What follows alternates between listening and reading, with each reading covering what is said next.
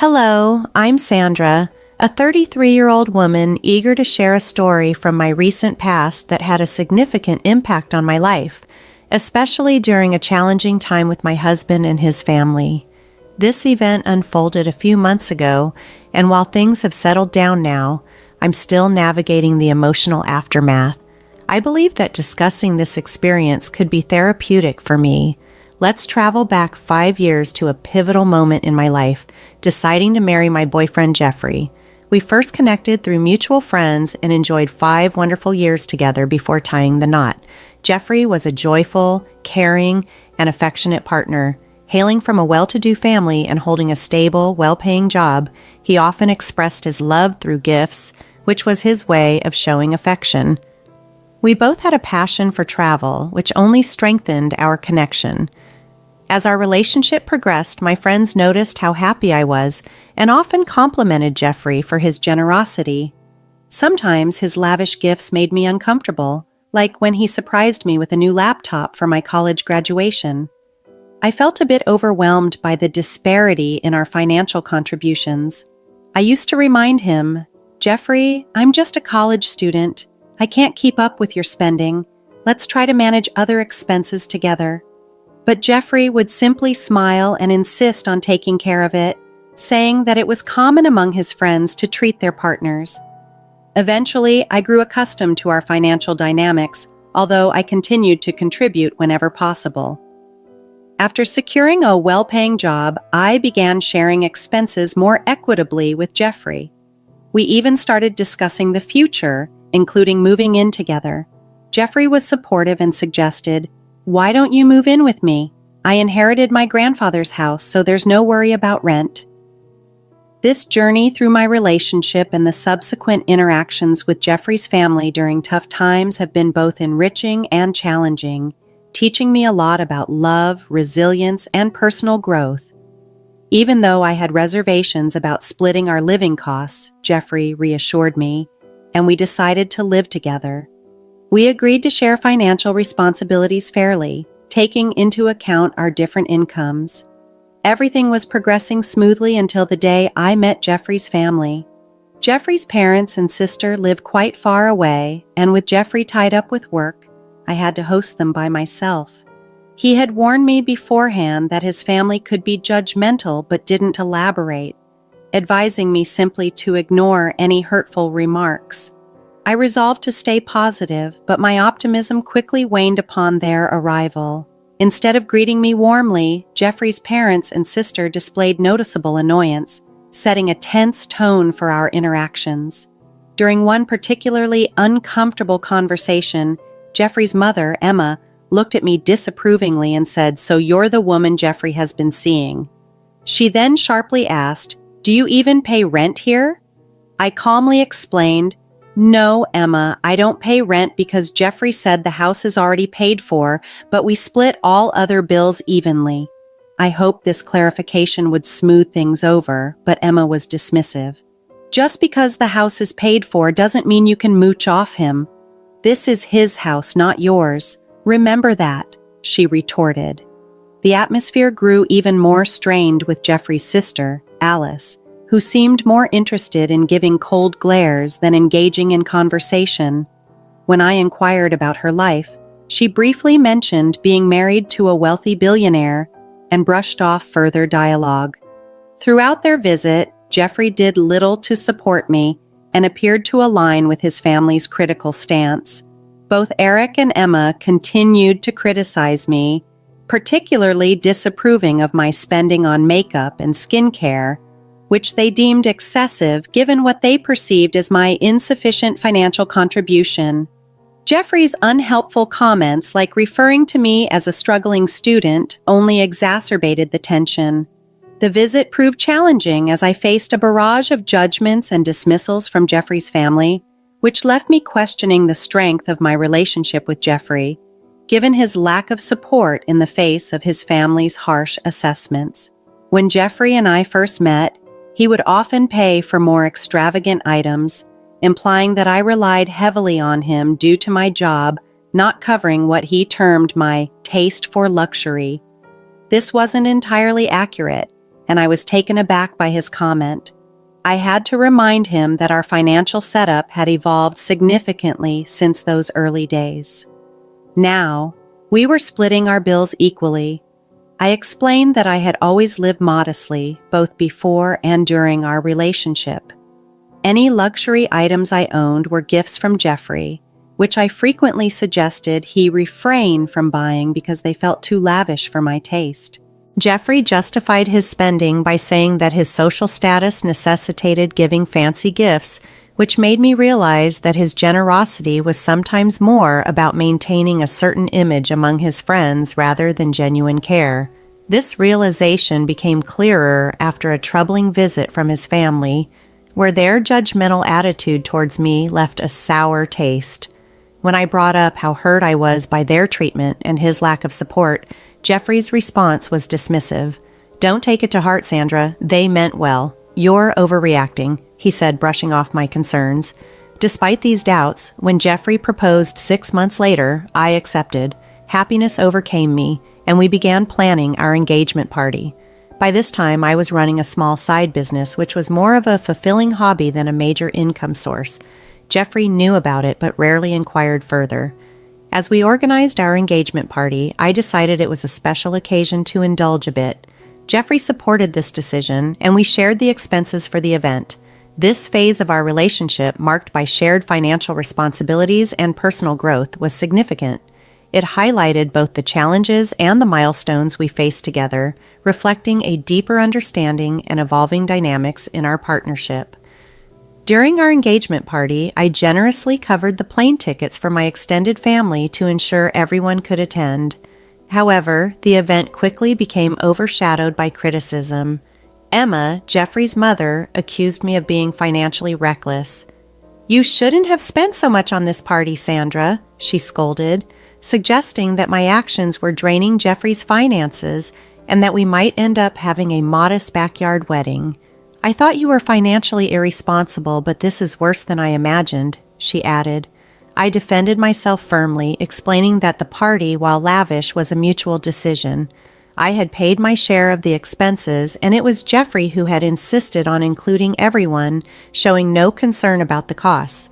However, Emma continued to suggest I was manipulating Jeffrey into excessive spending, and Alice joined in, implying I should have been more considerate. Frustrated and seeking solace, I excused myself to the lawn. There, I overheard Alice and her husband Peter mocking me, which only added to the feeling that my engagement party was unraveling. It seemed Jeffrey was oblivious to his family's harsh judgments, most of whom believed I was jobless and too dependent on him. Seeing my distress, my mother approached me, gently suggesting that I reconsider the engagement in light of Jeffrey's family's ongoing derogatory remarks. After the party, I confronted Jeffrey about his family's behavior. He brushed off their comments as mere jokes and reassured me of his love, stating that financial matters were not a concern for him. Despite this, the stress continued to mount. I expressed a desire to contribute more financially, including towards rent, but Jeffrey dismissed the idea. As we planned our wedding, the stress didn't lessen. Jeffrey's parents persisted in their critiques, accusing me of financially crippling their son. Their constant scrutiny made the engagement period exceedingly challenging. I clarified that everyone, including my mom, was contributing to the wedding expenses, hoping to dispel any misconceptions about my financial contribution and intent. However, despite my efforts to maintain peace and fairness in our financial dealings, Emma still accused me of taking advantage of Jeffrey, labeling me a gold digger. In an attempt to clear the air, I reassured Jeffrey's father, Eric, emphasizing, "Eric, I'm not looking for any financial help. We can finance the wedding on our own." Yet, no matter how much I explained, Alice remained critical, particularly about the cost of my dress and makeup on our wedding day, expenses my mother had kindly covered. The wedding ceremony itself unfolded beautifully, but the reception was marred by continued criticism from Emma and Eric. They openly scrutinized my spending habits, accusing me of financially exploiting Jeffrey. Despite their harsh words, I chose to remain silent, not wishing to spoil our special day with conflict. A few months after our wedding, Jeffrey received a significant promotion at work, and he was eager to celebrate this achievement with a grand family dinner. Excited for him, I decided to personally cover all the expenses for the celebration. "Jeffrey, I want this dinner to be extraordinary. I'm so proud of you and want to celebrate your success," I told him enthusiastically. Jeffrey appreciated my gesture, and I was pleased to share that my business was doing well, bolstered by a stable income from my job and a recently accessed trust fund from my paternal grandfather. I planned the event with meticulous attention to detail, aiming for perfection. However, when his family arrived, their reaction was less than enthusiastic. Despite positive feedback from other guests, they seemed to disapprove of the celebration's opulence. During the speeches, Emma stood up and, her voice echoing throughout the room, began to criticize openly. "I want to thank everyone for coming to celebrate my son. He's hardworking and generous, and he truly deserves this promotion. Unfortunately, he made a poor choice in his partner," she announced, casting a shadow over the otherwise joyful event. This blatant display of disapproval made it clear that despite my efforts and contributions, winning over Jeffrey's family would be a formidable challenge. It was disheartening to hear Emma publicly lament that her son ended up with someone who, in her view, acted like a gold digger. "I wish he had seen her true nature earlier," she voiced with evident regret. "Then he wouldn't have to work so hard to support her expensive lifestyle." Her words painted a picture of me as extravagant, from our engagement party to the dinner that night, suggesting I had nearly drained Jeffrey's accounts. Feeling deeply hurt, yet striving to maintain my composure, I listened as Emma expressed relief over the prenuptial agreement we had signed. "Thank goodness we had Sandra sign a prenuptial agreement before the wedding. At least some of his assets are protected," she said, almost relieved, adding that it was fortunate Jeffrey married someone who could at least look like a trophy wife. Jeffrey's agreement with his mother's harsh words was a blow. "I can't even afford to spend money on myself anymore. There's nothing left," he complained, calling our marriage a mistake and unfavorably comparing me to others. Shocked and frustrated by the unfounded accusations, I finally spoke up. "Do you think I'm a gold digger?" Jeffrey's response was sharp and dismissive. "Your lifestyle is quite damaging to my bank account," he claimed. Determined to clarify the misconceptions, I addressed everyone present. "Since you all think I'm a gold digger, let me show you my bank balance." Revealing my financial independence, the room fell silent, shocked by the truth. Emma instantly accused, "Did you steal my son's money?" And Jeffrey, suspicious, added, "She must have taken it from you." Frustrated yet calm, I replied, "I don't need to steal money from your son. This is all from my efforts. I recently accessed a trust fund from my grandfather. I plan to use it to buy a bigger house for us, but now that seems unlikely." Despite the tension and the revelations, Jeffrey suggested we could still go ahead with the purchase of the house. "It'll be a wonderful gift," he said, attempting to salvage the situation and perhaps find a way forward. But I was resolute. This was the end of the line. "This is not happening. Your family has insulted me for too long, and you've never stood up for me. Instead, you've allowed them to spread lies about me," I asserted firmly. Jeffrey attempted to minimize the gravity of the situation, accusing me of overreacting. However, I stood my ground. "No, I am not overreacting. Everyone here knows what your family has been calling me. They were here, watching as you allowed them to insult me during our engagement party." Reaching my breaking point, I could no longer tolerate the disrespect. "I want a divorce," I declared sternly. Jeffrey tried to plead with me, seeking reconciliation, but my mother intervened decisively. "You never defended my daughter. It's time she ends this toxic relationship," she declared. With my mother's firm support, we left the party, leaving behind a crowd of shocked guests. My resolve to leave Jeffrey and move on was unshakable. After the confrontation, I went home, gathered my belongings, and sought refuge at my mother's house for solace. The next day, I contacted my cousin, a lawyer, to initiate the divorce process. With the prenuptial agreement in place, the proceedings were straightforward, and I didn't have to worry about sharing my assets with Jeffrey. The situation escalated when Jeffrey and his family showed up at my mother's house, demanding a conversation. My mother stood firm, telling them to leave. Despite this, Jeffrey continued to try to reach out to me, his messages oscillating between apologies and threats. I saved all his messages and prepared to file a restraining order if necessary. My mother's unwavering support fortified my resolve.